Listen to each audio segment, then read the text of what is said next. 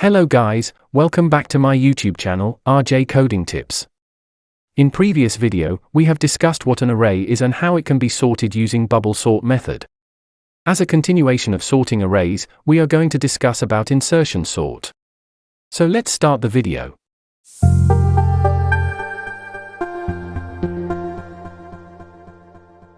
As we have known that insertion sort builds the final sorted array one item at a time. It iterates through the input array and inserts each item into its proper position in the sorted array. Now we are going to take an example using Python program. Before that, we are going to use the following example.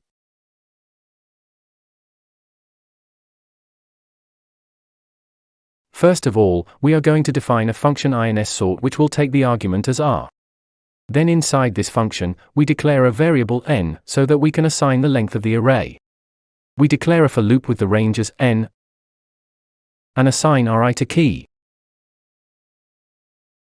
Then we give j equals I minus 1. After that we use w while loop where j greater than equals 0 and key less than rj. Inside this loop, we give rj plus 1 equals rj minus equals 1 and rj plus 1 equals key.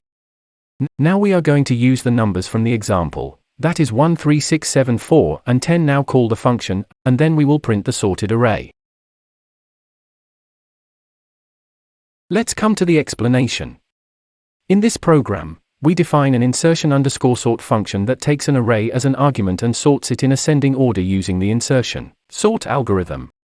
The algorithm works by iterating through the array and inserting each element into its proper place in the sorted subarray to its left.